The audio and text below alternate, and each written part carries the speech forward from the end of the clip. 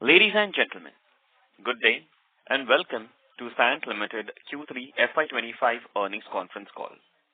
As a reminder, all participant lines will be in the listen-only mode, and there will be an opportunity for you to ask questions after the presentation concludes.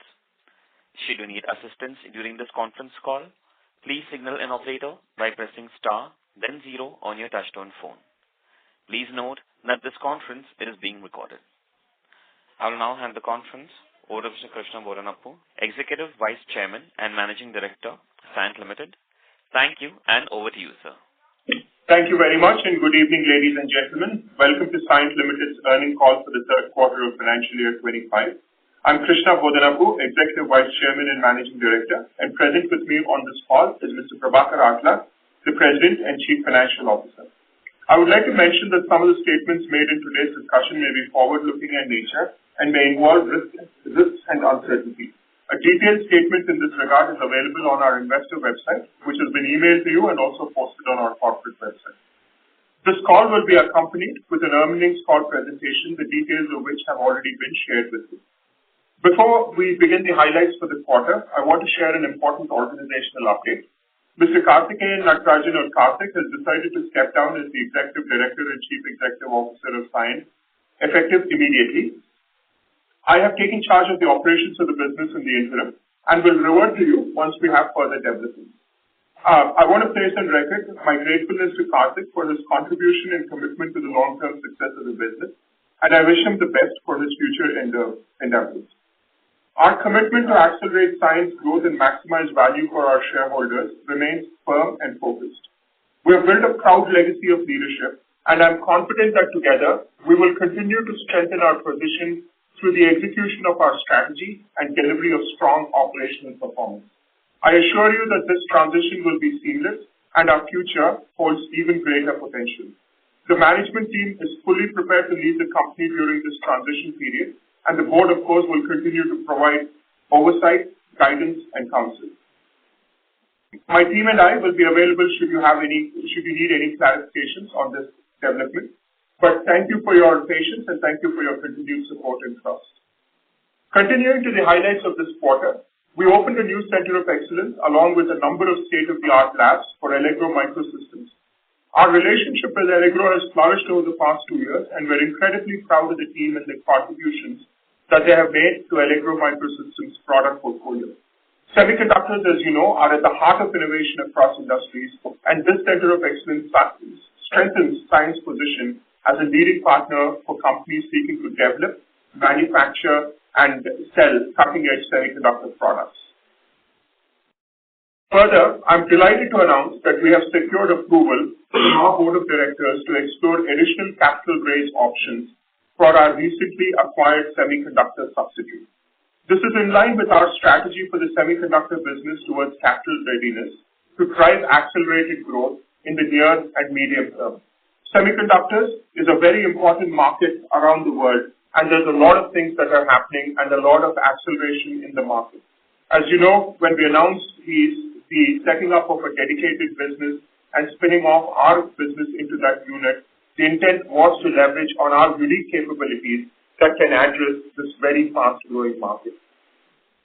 We also opened a new office in Sydney.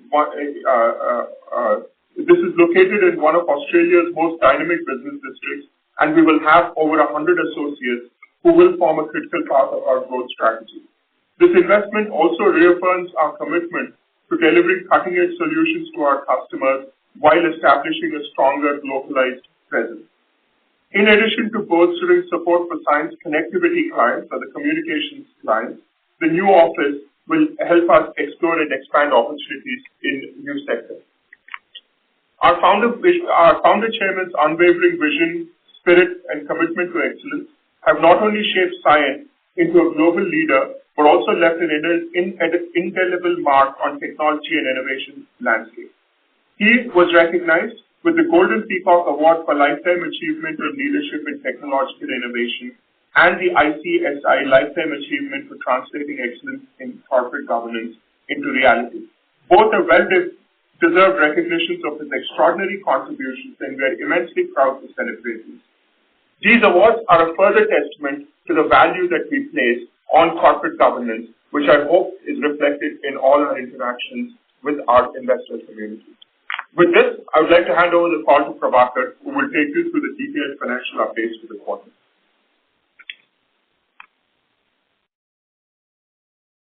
Thank you, Krishna. Hello, everyone. Thank you very much for your kind participation in the call today. Thank you for your time, and thank you for the attention. Before we proceed with the financials, a quick comment on the nomenclature. The nomenclature and segments under which we report our group performance will remain the same as the previous quarter, i.e., DET, DLM, and others. The focus of this call will remain DET segment, which also includes the Semicon business, and therefore all metrics are like to the previous quarter. The Q3 FY'25 dollar revenue for DET stood at $175.2 million, a QOQ growth of 2.4% in constant currency, and a year-on-year degrowth of 1.9% in constant currency. In rupee terms, this revenue stood at rupees 1,480 crores, with a QOQ growth of 2.1% and a year-on-year degrowth of 0.8%. This revenue performance for the quarter is broadly in line with our expectations.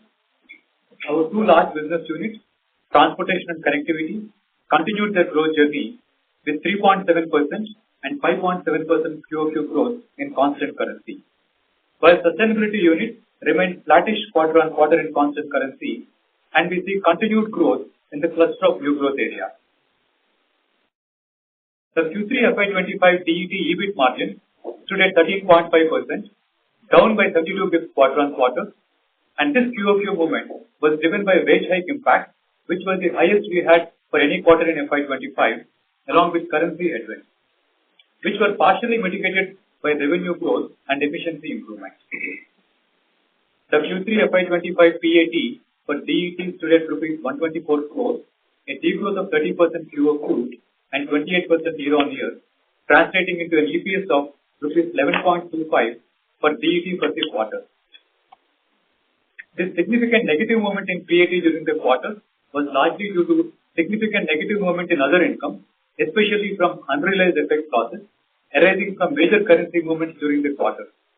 As you would recollect, we commented in the previous quarter's earnings call that we had significant tailwinds to our Q2 PAT from unrealized FX gains due to favorable currency movements in that quarter, and our other income for that quarter was rupees 47 crores, of which unrealized FX contributed to about 34 crores gains in that quarter. And in this quarter, this line item has turned unfavorable, even beyond the gains we made in the previous quarter, leading to unrealized FX losses to the tune of 50 crore INR, which is a QOQ movement of minus 84 crores, resulting in a sharp QOQ and a YOY negative movement for PAT in the quarter. The Q3 FY'25 DET FCF stood at rupees 245 crores, a positive movement of 39% QOQ, translating into close to 200% FCF to PAT conversion for the quarter. This 245 crore INR remains our best quarter to date in terms of FCF performance. In our view, the Q3 FY'25 was a quarter of resilient performance for DET. We did quite well in terms of revenue growth and extremely well in terms of cash conversion, while the PAT was impacted due to FX movements in other income. Moving on to the group numbers. Group numbers are a combination of all three segments we have, including Cyient DLM. For Q3 FY'25, group revenues stood at INR 1926 crores, which is a growth of 4.2% QOQ and a 5.8% YOY, with an EBIT degrowth of 108 BPS QOQ and a degrowth of 288 BPS year-on-year. PAT degrew by 28.4% QOQ and 31% YOY. The group EBIT and PAT are normalized for one-off M&A expenses incurred in the recent Altec acquisition by DLM, Cyient DLM, and you'll also see significant positive movement in FCF, both QOQ and YOY. I would also like to add that from this quarter, our group PAT and EPS will include the impact from the investment we made in Azimuth, which was announced in the previous quarter. Given that we own a 27.6% stake in Azimuth at current valuation, we will treat them as an associate company and add their profits or losses in the group earnings in line with the accounting standards. With this, I would like to thank you once again for your time and hand over the call to Krishna for a more detailed commentary on DET performance. Thank you, Prabhakar. I'll quickly give you an update on the DET performance from the BU perspective. If you look at and Prabhakar alluded to some of this already. On transportation BU, we're seeing some good growth. It's 3.7% growth quarter on quarter. And it is because of the ramp-ups in new deals in aerospace in the last 1 year, combined with some good, steady demand from existing customers, including our largest customer, who is the aerospace customer. The rail transportation business remains flattish. At least we believe that all the challenges we had are over from that perspective. So net-net, we're seeing some good growth here, and quarter on quarter, it's a 3.7% growth, and of course, there's a little bit of degrowth compared to the year, but we will make that up in the fourth quarter. Connectivity is another sector where we're seeing very good growth. Quarter on quarter, we're seeing 5.7% growth. On account of strong execution and ramp-up, especially in some of the North America deals. We continue to have some very good orders in hand, and we'll continue to execute this. And this vertical will continue to witness growth in the short and in the medium term. Where we do have a bit of a challenge is in the sustainability sector. The sector is down 1.3% quarter on quarter, and much of it is because of the project-based nature of work in this vertical. A couple of the large projects that we've been working on are at the end of their life cycle, and some of the newer projects are yet to gain scale. I'd still say that the good news here is some of the newer projects have been won. There was a little bit of a delay in winning some of these projects, and that's why the ramp-up has not happened like we thought it would. But we will see the full impact of this towards the end of this quarter and into Q1. Also, the external environment for sustainability is very strong, and the macro demand for energy remains healthy for us to focus on this. You may have heard President Trump on Monday after his inauguration during the speech. Drilling in the U.S. is going to be a big focus area, and energy sufficiency for the U.S. is going to be a big focus area. And our capability really centers around that, is our ability to design and build plants. And therefore, we believe that we're very, very well positioned. In terms of new growth areas, we had a 2.1% growth constant currency. Semiconductor business, which I talked about, is doing really well. We have some nice deals there. We'll continue to announce some good progress, including, of course, on the capital side, but more importantly on the business side with some new deals that we're winning. Automotive remains flattish, but that's also the automotive environment is a tough environment, so we're happy that we're able to maintain our business. And healthcare, marginally was down quarter on quarter, but year on year was a healthy double-digit growth. I also want to highlight that we are also winning some very good deals in some of the emerging technologies and the emerging areas. There is, at least in applications of AI, we've seen at least $11-12 million of deal wins, which are going to be quite important to sustain the technology momentum going forward. So I also want to highlight that the technology-based deals are doing quite well. And lastly, if we come to order intake, the order intake is the highest ever at $312 million. It's double of what it was in Q2. It's almost 50% higher than our typical quarterly run rate, and 5% growth year on year despite all the macro challenges. This Q-on-Q growth was across the business. It was on transportation, sustainability, and in connectivity. We've won 13 large deals, and the total contract potential of these deals is $234 million. So I want to highlight that after some challenging times, order intake is at an all-time high. Order backlog is at an all-time high. So now it's back to what we do best, which is execute to this order intake and order backlog. With that, let me move on to the guidance for the rest of the year and how the rest of the year looks. I want to say that we are taking a prudent view, obviously. We have had a challenge this year. It's not been our best year, so we do want to take a prudent view and be transparent with you in terms of what the rest of the year looks like. There will be a degrowth, and if you look at the first 3 quarters revenue, that does suggest that we will have a degrowth, and the degrowth will be in the 2.5% or so range. We are being prudent, and therefore we're saying 2.7, but it'll be about in the 2.5% range. What has also happened is a lot of the deals that we originally were anticipating will ramp up in Q3 and therefore deliver in Q4 are now right shifted. I do want to assure you, though, having said that, these deals are won. We will see the ramp up in Q4 towards Q1. Therefore, we're very confident that FY'26, or at least the first quarter of the FY'26, looks very strong. That also has a bearing on margin. We have given an aggressive salary increase because we're at the cusp of executing to a good growth, and we don't want to lose people at the moment. So we've also made sure that all the salary increases have been effected, which was impacted in Q3. And there's further salary increases which will happen in Q4. And that's why we're saying Q4 exit margin will be 13.5% range, which will be what it will be for the year. But having said that, I want to say that's also important because with the growth that we're anticipating in Q1, margin will also improve quite significantly. So we want to set ourselves up for a good base before we go into the next financial year. So obviously we'll pause here and take some questions, but I'll once again say thank you very much for the support. It's not been the best of the quarters, it's not been the best of the years, but I do want to say that we are seeing some very, very tangible opportunities in Q1.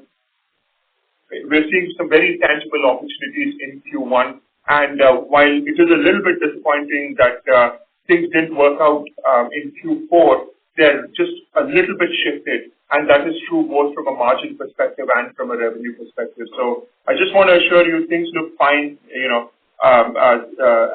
we are going to execute towards this growth. And we're preparing ourselves for this growth that will start to happen in a very meaningful manner from Q1. Lastly, I also want to say that while Karthik is moving on, we have a great leadership team. We have a absolutely committed, fantastic, industry-leading leadership team, and we are all committed to making sure that we deliver on our promises and our commitments. With that, I'll hand it over to you. Thank you very much. We'll now begin with the question and answer session. Anyone who wishes to ask a question may press star and 1 on their touchtone telephone. If you wish to remove yourself from the question queue, you may press star and 2. Participants are requested to use handsets while asking a question. Ladies and gentlemen, we will wait for a moment while the question queue assembles.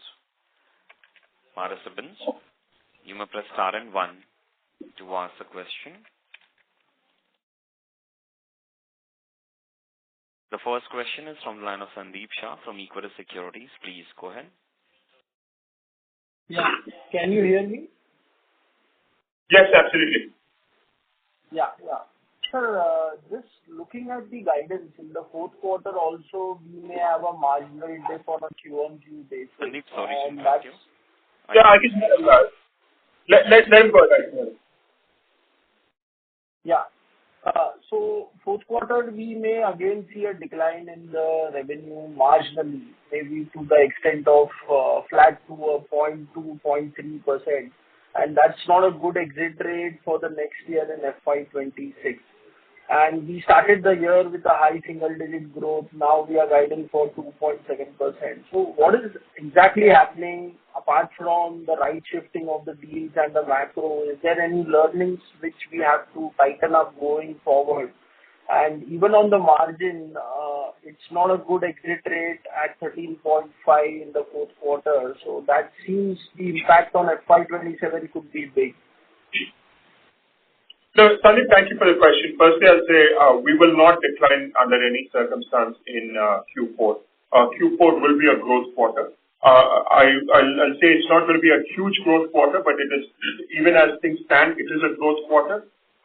We will see a bit of growth. We are now working on how we can maximize that growth. So I want to assure you that Q4 will be a good, solid growth quarter. Now, the second thing, okay, why did we then say 2.7?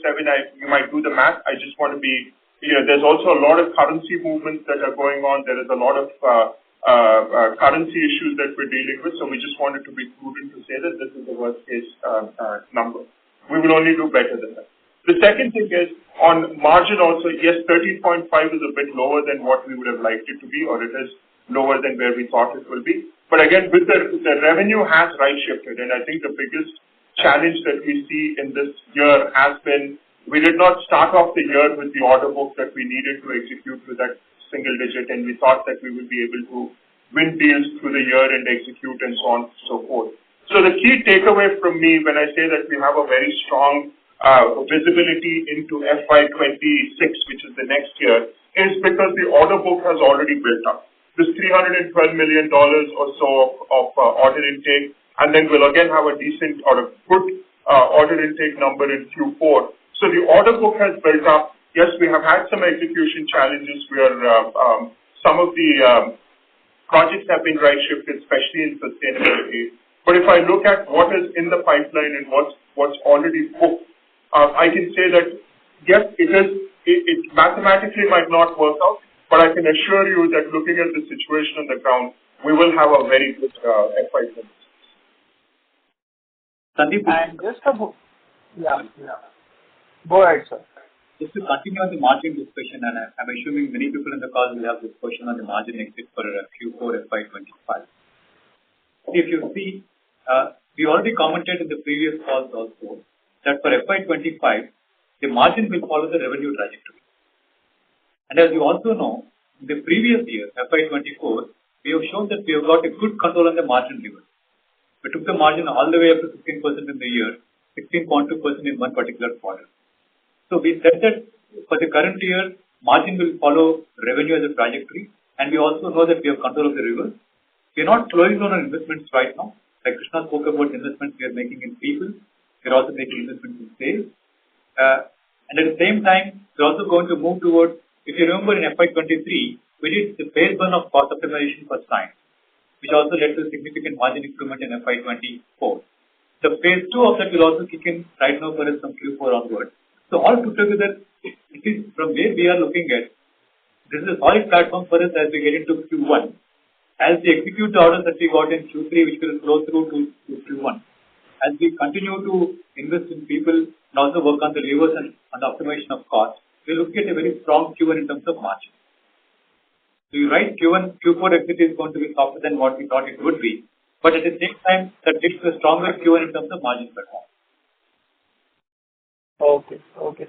And just a second question in terms of resignation of Karthikeyan as a CEO. So what are the plans? Are we looking to elevate internally or we may bring outsider? What are the plans? Because I think what Krishna sir has said that he may be taking care of the operation in the interim only. Yes, Sandeep, we're evaluating all the options. As you can imagine, the board is quite involved in a decision like that.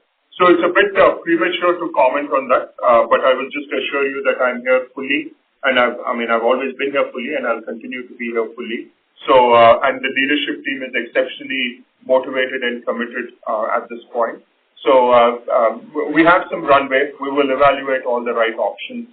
But for now, I believe, or we believe, including the board, believes that we have a good option in place, and therefore we don't have any need to accelerate any decision. We will take our time and come to the right conclusion.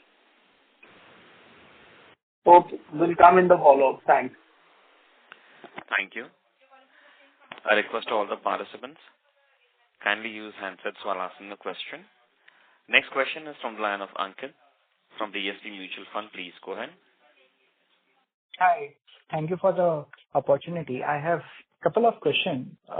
First question is on the order book. So historically, sir, we have always seen that, second half for Cyient has always been strong when it comes to order inflow. But, historically also we had lacked in execution, in the first half of the year. So this time, just from your previous answer also. So I just wanted to understand what is giving you confidence that this time the execution of this order book would be better in the first half of next FY? No, that's a fair question. And I'd say that what gives us the confidence is how the order book has built up, because it's just not a number, right? Behind the number is, when does the project start? what is the capacity that is required for the project, what are the capabilities. So when we look at those and we map out to what is possible in the first half of next year, I feel very confident. I mean, because it's not just a lot of the Q3 orders were typically driven by one or two customers. This time, the Q3 orders are across the board. It's, of course, Pratt & Whitney, who are our largest customer, is a big part of that, and their orders have come in to expectations. But there's a lot of others that have come in. And when we map out, because if you have to also take that number and map it out against a timeline. And when we map it out against the timeline, there is a very good opportunity to execute to that timeline. So therefore, it gives me a lot of confidence to say that the order book it's not for the end of the year, but it is through the course of the year. And that's why I'm confident, because, see, I mean, yes, historically our second halves have been better than our first half. But that is something that we've actually, for the last couple of years, have worked quite diligently on to make sure that some of this evens out, and we're now starting to see that. This year also, if you look at it, Q1 was tough, but Q2 onwards, things were much better. So we are working on that to make sure that it evens out to the course of the year. And Aniket, to add to Krishna just mentioned, you rightly point out it was a strong order intake for us in the current quarter, or at least the Q3 of the year. But at the same time, we also commented previously that in FY'25, we've been seeing truncation of POs. We're getting POs in tranches, which basically means that if you do a like-to-like comparison of the current OI with the previous year's OI, it will be much different. We currently are having a much shorter execution timeline for the POs that we have compared to longer durations we had in the previous year's order intake. So that's what gives us the confidence of Q1 more strongly than what we had in Q3 of FY'24. Helpful, sir. Helpful. Increase in order intake quarter on quarter for the year, but also the fact that the timelines are very different. These are shorter timeline execution orders compared to the previous years, which were longer in terms of duration for execution. Okay. And Prabhakar, just to get a more clarity on, if I look at your four verticals: transportation, connectivity, sustainability, new growth areas. Okay, at current order book which you are having right now, and which you might and which you will have in next quarter also, which vertical, like which two or three verticals would be high growing vertical for your next year according to you as of now? So for FY'26, Aniket, we are very confident of all the four verticals. Transportation, you've seen that the momentum is back in business. We've been growing consistently quarter on quarter. Connectivity is also back into business in terms of quarter on quarter growth. On both fronts, we have very strong visibility for FY'26. Sustainability, there is some more runway that we have to build in the next 2 quarters for us to continue to grow significantly next year, which we believe we can, because it's also very budget-centric business, unlike communications or aerospace, which are fairly longer-term businesses for us. This is very budget-centric. So there we will require 1 or 2 quarters of runway to once again build an order book for continued growth in FY'26, but we still see that vertical also growing next year. So all the 3 large verticals, we are very comfortable with the scenario we are seeing for next year. And the comfort comes not only from the order book in hand, but also the sales pipeline that we track across various stages, which also has seen a significant increase year on year as we stand today compared to the previous year.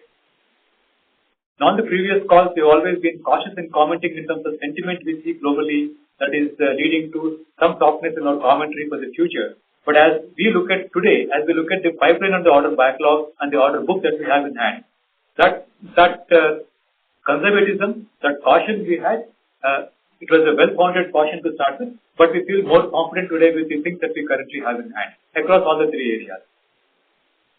Correct. So, sir, is it right to assume that the nature of deal or the change in tenure of order book actually is also bringing more confidence in you that, this year execution would be better?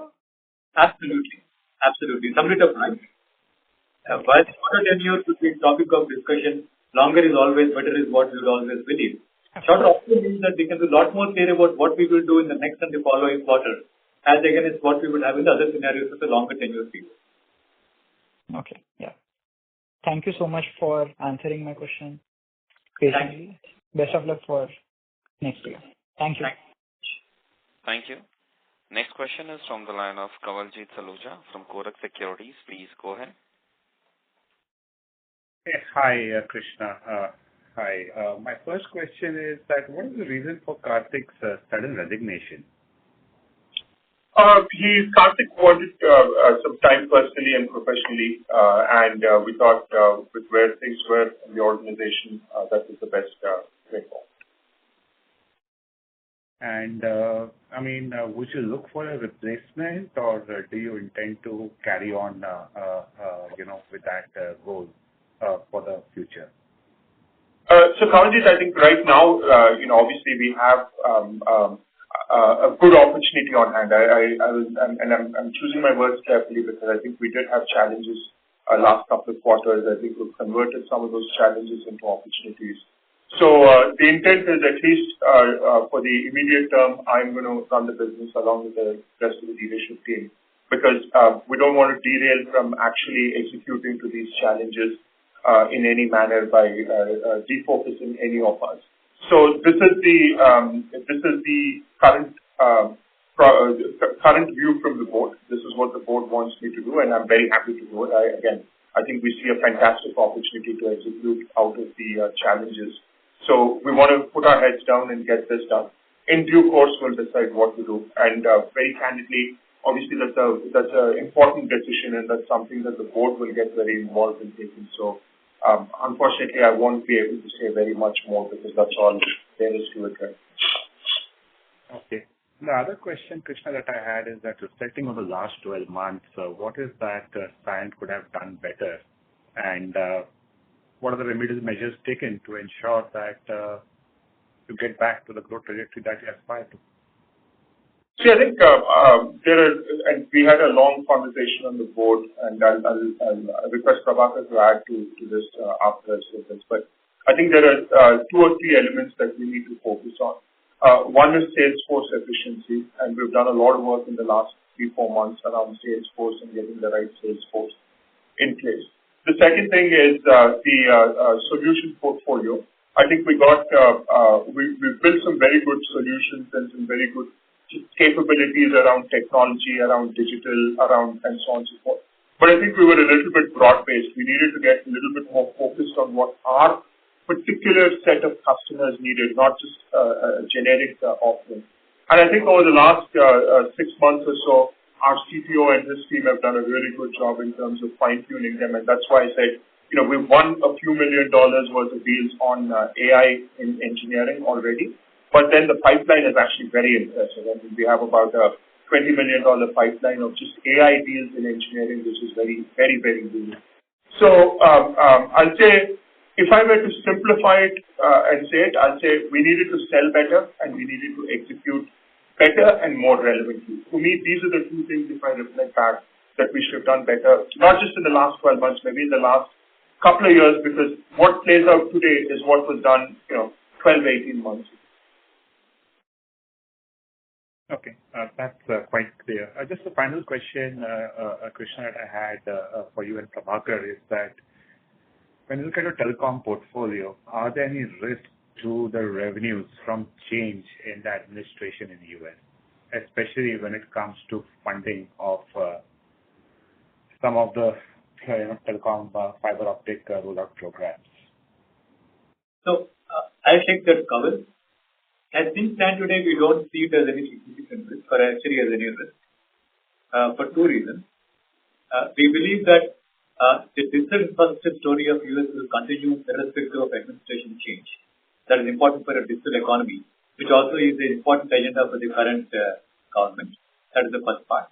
And the second part is quite some clients that we know or we work with don't always depend on the federal funds to fund the networks. That's optional for them to take if they wish to. But most of them prefer to fund those network rollouts on their own because the monetization can become unhindered with any regulations that come along with it. So we're not seeing that as any challenge. And I'll also add to that the opportunity further we're seeing is that with all the satellite communications now becoming more and more mainstream, we're also seeing opportunities with some of the large satellite communications providers. So I think what the reality, the way it will also work is the large CSPs, or the communication service providers, will continue to invest on their network, and we're seeing that. We're seeing that in the things that they're putting out, because that's, this has no bearing on the government. But the government will also now start to supplement some of these satellite communications, etc., which is the growth area for us, and we're very, very well positioned in that area also, with some good capacity and capability. Just a quick follow-up on the reply, on your reply and Prabhakar's reply. Prabhakar, can you remind me if your entire US revenues funded directly by the telcos as opposed to any federal funding? Is that what you are hinting at? Yes. Because my understanding was that a fair bit of it was federally funded, and there are alternatives like SAT communication, etc., to substitute fiber optic with alternative, communication channels, which I think some people in the current administration are very well geared to. So you're right, Kawaljeet, in the first statement that you made, that most of the work we do for the clients we work with are not for programs that are funded by the government, not funded by the federal authority. So it's a self-funded program. Okay, got it. Thank you so much. Thank you very much. Participants, you may press star and 1 to ask a question. Next question is from line of Shraddha Agarwal from Asian Market Securities. Please go ahead. Yeah, hi. You indicated, sir, that execution timelines on the current order book are much shorter than what we had seen in the previous years. So would it be possible for you to define the ACV in the current order book number so that we get a better sense of what is the executable order book over the next 12 months? The annual contract value will be a significant part of it. It will be about 70% of that is typically now in the ACV. Historically, it would have been lower. Historically, it would have been more in the 60% range, whereas what the order book has built up in the last couple of quarters is really in the 70% range. That's because as we talked about the execution, what used to be 2-year orders will be have been now curtailed to 1 year. Or I have a good example of a deal that we signed just before the end of the year, which I was involved in. The total contract value is 75 million, but we're only counting 25 million of that. So this is the sort of the flip of it, but this is just to give you a sense of how customers are thinking about it, that they have a 75 million intent over 5 years, but the commitment is 25 million over 2 years. But when the 325, only 25 is reflected. I just want to be clear on. Right. And your commentary on the transportation segment seems to be pretty positive, unlike some peers which have indicated continued caution in aerospace due to supply side challenges. So what gives you confidence of maintaining this trajectory in aerospace vertical? And what are your hopes on? I mean, do you think this vertical can be growing at above company average growth number in 26 as well? No, absolutely. I think what gives me confidence is what our customers are telling us, but more importantly, just the purchase orders that some of the ones with a longer term view have given us. So one is from existing customers, we're seeing good deal flow. Also, I'll say that we are taking a good share from some of our competition. For example, with a particular customer, though their spend on outsourcing is down 20%, our POs were up about 5%, which means that we took a lot of share from others. So one is our positioning, and we're doing quite well from that perspective. And at least these customers on the programs that we're working on are quite bullish and therefore are spending the money. The second thing is we've also signed up some new customers. One announcement that we made recently is Deutsche Aircraft Corporation. That's a great new customer for us. They're one of the few OEMs that's in a design phase. Most of the other OEMs, even the work that we do is more in the MRO phase, whereas DAC is in the design phase. So both the combination of the new deals that we won, but I'd say most importantly is just what our customers have given us from a PO's perspective that gives us the confidence that however the sector is, our business in the sector looks quite good. Right. And just last question for Prabhakar. Prabhakar, now that, you've kind of downgraded your margin guidance for 4Q, but when we talk of strong execution on growth, on revenue growth in 1Q, so do you think we can aspire to get back to that 16% exit margin that we had initially envisaged for 4Q to come through in 1Q for us? And also because salary hike would also be behind mostly. We will get to that number in FY'26 again. Of that we are confident. Because like I said before, we have done this before. We've done this for 4 consequent quarters, every quarter on quarter. Because we focus on those levers and we know exactly what and where and how it has to be done. That is something that doesn't bother, I take it back, something that we're not overtly concerned about. So that is something that we will see again in April. And like we spoke also in our previous conversation, we are focusing on what can we do to accelerate revenue growth. If it means we need to continue investing in sales, we will do. If it means we need to continue investing in technology, we will do. If it means we need to continue investing in people, we will do. If it means we have to put 1 percentage point of margin towards growing revenue, we will do that. Our focus right now is to monetize the opportunity we have in hand, Krishna spoke before, and drive revenue growth and ensure margin picks up as the result of what we do in revenue growth. Got it. Thank you and all the best. Thank you. Next question is from the line of Mihir Manohar from Carnelian Asset Management. Please go ahead. Yeah, hi. Thanks for giving the opportunity. Wanted to understand on the right shift of revenue which is happening. At the start of the year, we were looking for ramp up to happen in 3Q, then in 4Q, and now eventually that expectation is there in 1Q. So just wanted to understand, what kind of projects and in which area, which vertical are leading to this right shift, and what exactly is leading to right shift? I mean, is it like client budgets getting squeezed, or the project not being important, or is he evaluating alternate vendor? How to get an understanding around that, and why to get confident now that there will be 2-3 quarters where we were expecting the project to ramp up. So how to get a confidence that this will happen in first quarter of FY'26? No, absolutely, Mihir. So I'd say, if you look at the growth and if you look at the quarterly numbers, the two businesses that are, or the two big businesses are doing quite well, right? If you look at both aerospace and connectivity, both of them have shown some decent growth quarter on quarter, and that momentum continues there. I would say maybe we are a little bit behind where we would have been, or about where we would want to be. So the one that has driven a little bit of the challenge is the sustainability sector, because that is a project-based work that we do, and a lot of work that is over has to be backfilled. And we've had a challenge in some of the backfilling. So where I'm saying where my confidence comes from for the second half of for the first half of next year is both of these businesses, which is transportation, connectivity, and of course new growth areas. 3 of them are in a very positive trajectory. Now, what has dragged us down, if you look at it this quarter, and we won't fully recover in Q4, that's why Q4 growth also is a bit muted. What has dragged us down in this time frame is really the recovery in sustainability, because sustainability, we were hoping that the project wins will happen early in the year, so we can, as some of the large projects were ramping down, that we will ramp up into some of the newer projects.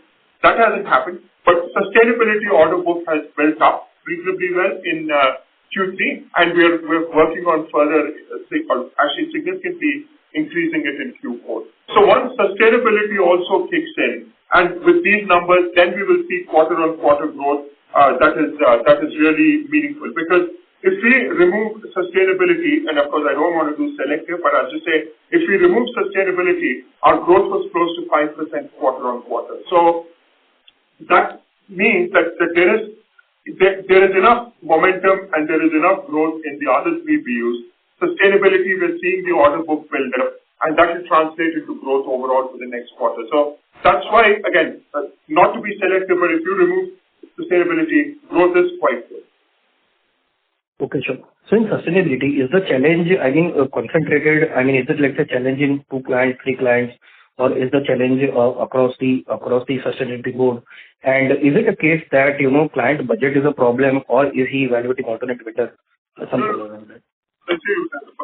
Sustainability works in a unique way, right? Because sustainability clients the way it works is we win a large contract, we execute it for 12, 18 months. Typically, it will be 15, 20 million, 30 million, even kind of a number. And then at the end, they ramp down because the design is done. Much of the work that we do in sustainability is design related. Now, once that is done, we needed to make sure, for example, there was one client which was even probably a top 3 or 4 clients from sustainability, which will ramp down to zero because that's the nature of the work. We were doing a design of a large power plant for them, or not power plant, a large FPSO for them, which is a floating oil platform. The design was done, and therefore now they're going to move on into the construction phase, etc. It's not that we've lost a client; it's just that that's the nature of the project. Now we need to win the next project in backfill. That backfill took a little bit of time. Now we understand the business also quite well. So we're making sure that the sales pipeline builds up in such a way that we have back-to-back projects. So it's not that the customer is lost in any manner. It's just that the work is a project-based work. Sure. And the last thing I want to say on that is, again, coming back to what President Trump said on Monday, there is going to be a lot of new energy projects, especially in the U.S., and we're very, very well positioned for this. So while much of our capacity and capability is in the UK, we are working on war footing to make sure that that translates to good capacity to support the American market also. Sure. Yeah. This second question was on, with the change in the organizational update which is there, are there any specific areas that we will be trying to fix? Sorry, say that again? I mean, with the change in the organizational update which is there, are there any specific areas, either in terms of pyramid or in terms of sales pipeline that we will be trying to fix? Yeah, I think there are two things that we're working on. One is on the sales side to make sure that we have the right sales team. There have been a lot of changes, and we are working on making sure that the new people are more effective than the previous people. So that's one thing. And the second thing, like I said, is just making sure that we're selling the right things to the right customers. There are customers that still use a lot of traditional services, plant engineering, mechanical design in aerospace, geospatial data in utilities. But there are also customers who need more more technology-based services, or and when I say technology, it could include digital, it includes cloud computing, what have you. So we are getting a lot more focused on selling what the customer needs, not what we want to sell them. Thank you very much. Mia, I'll request to come back for a follow-up question, please. Yeah, that's it from my side. Thank you. Thank you. I'll just take 1 more minute. A request to all the participants. Kindly restrict to 2 questions per participant and join the queue again for a follow-up question. Next question is from the line of Rishi Jhunjhunwala from IIFL Institutional Equities. Please go ahead. Yeah, thanks for the opportunity. Most of the questions have been answered. Just one question, if I may, Krishna. So when we started the year, we had a high single-digit growth guidance, and at that time, I think you had made a comment that that we have done a bottom-up assessment of clients and deals and everything, rather than an aspirational top-down assessment to arrive at the guidance. And from there on, we have had almost a 10 percentage point drop in what potentially the revenue growth could be. So it looks like beyond the bottoms-up analysis, there is clearly an issue with the industries that we are operating in or the kind of businesses that we are doing, because of which visibility doesn't necessarily pan out the way we expect. So with that kind of a backdrop, just trying to understand whether even having guidance is helpful at all or not. If you look at mid-cap IT companies, except a couple of ER&D players, most of them don't even provide that. So do you think it might just be a better way to just have that pressure out of the way by not being tied up to a number and deliver as things pan out? So I'll take this. So what you said was absolutely right. If you look at our own evolution, for 5 years of hard work, we built a balanced portfolio by choice, because we wanted to make sure that we have a sustainable growth over a period of time. One key takeaway we had in FY'25, and Kawalji also had the same question once again earlier, was that building a balanced portfolio is one part of the work. Balancing the portfolio performance is the second part of the work. That is what we are currently working on. And you rightly pointed out, these 4 teams that we have built, while there are some common elements of what we do for these teams, there are different industry cycles in each team. Our value props can be different in each team, and the execution cycles can also vary among those teams. So our job in hand right now is to make sure that we synchronize, or in other words, having built a balanced portfolio, balancing the portfolio performance, that we replicate the template of what we delivered in Q3 as what you can see. Despite the largest vertical, we have sustainability not having a strong quarter, we still had a 2.5% growth quarter-on-quarter in revenue. That is a template that we have to replicate going forward, not necessarily on a quarterly basis, but on a yearly basis. If we can get to that point, which we will get to as we execute all the things that we currently have in hand, that is when we can truly see the value of what we have built as a portfolio. That is the work ahead of all of us. Right. No, I was just coming from the fact that, while you've pointed out the weakness in 4Q, you sound pretty positive about 1Q FY'26, and if there are certain elements which are, not in our hands or which are material enough to, deviate from your commentary, then is it even, important to give that kind of a visibility on 1Q as well? And you're right. We will work through Q4 in what we are doing right now. And you'll also take a fresh look at the framework in which we are providing guidance to all of us. And that is what we will work through for FY'20. Thank you very much. Participants, kindly restrict to 2 questions per participant. Rishi, I'll request to come back for a follow-up question, please. Thank you. Next question is from the line of Dipesh Mehta from Emkay Global. Please go ahead. Yeah, thanks for the opportunity. First is a clarification. I think 16% EBIT margin. I missed the comment you made of FY'26, whether you indicated we are confident to deliver 16% EBIT for 26, or we made some other comment. Second question is about the order book. Now, we announced order book very strong, and then 13 large deal with contract potential. So I just want to understand definition of both the numbers, whether the overall order book include this potential number as well, or this potential number is not captured. And just want to understand whether the potential what we captured in order book, if that is how we define it, whether that potential we have seen any slippage in the past. Thank you. So to the first point that you made, what we said earlier was that we will hit 16% once again in FY'26. And we are subordinating our margin goal for FY'26 to revenue growth goal. Therefore, we are currently not commenting on the full year margin goal for FY'26. We will focus on driving revenue growth given the opportunities we have in hand. Just to repeat, we will hit 16% in FY'26 once again. We are currently looking at a full year number at this point in time because we're going to work on revenue growth first. And the second question you had, can you just please repeat once again? So you gave 2 numbers. You gave total order intake number as well as 13 deal with contract potential kind of number. The question which I have is the contract potential number is part of the overall deal intake which you reported.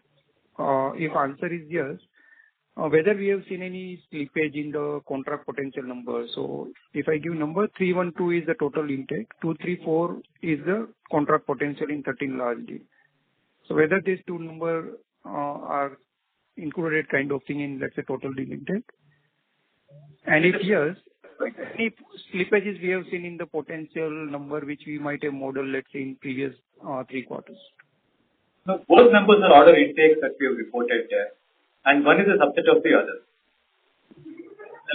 Yeah, so if I understand correctly, 312 million include potential from this 13 large deal. Yes. The order intake, that's not the potential. So $312 million is the order intake we had in Q3 of FY'25. That includes the large deals that we have won, that we have reported. So whether it would be 234 million is captured in 312 or actual signed is only captured in 312 out of this 13 large deal? Only actual signed is captured in this 312. So out of 234, subset of the 234 million is captured in 312. Yes, that is correct, because only if it's a signed purchase order against which we can bill legally. Right. So because in the 200 plus TCV number, there will be deals where there's an intent. But and also they will be multi-year. But what is there in order intake is numbers that are backed by a signed purchase order. So I'll just further clarify this. A part of the large deals that we have won are also order intakes that are firm and committed for execution. That is included in the total number of order intake that we have provided right now. Krishna gave an example earlier of a 75 million deal that we have won, but the PO for which is only for a lesser value. So whatever is the PO value is included in the 312 million, whereas the other number that you see includes total potential that we talked about in the large deal that we have won. Does it clarify enough? Understood. And that is my second question related to it. In the past also we have provided total contract potential for let's say last 3-4 quarters. Whether we have seen any material slippage in some of those numbers compared to what we anticipated at the signing kind of thing? Any slippage is there happening, or it is broadly the similar trend we observed here compared to let's say previous 2 years? So I'll say the past is perhaps not a great measure of how we can measure our future in terms of how things are working out in the industries around us. But I would say in the current view we are taking is order intake is very firm. It is what we have in hand, right? The potential of the deals that we have won, we are taking the way it is coming to us. The sentiment has improved significantly compared to the previous years.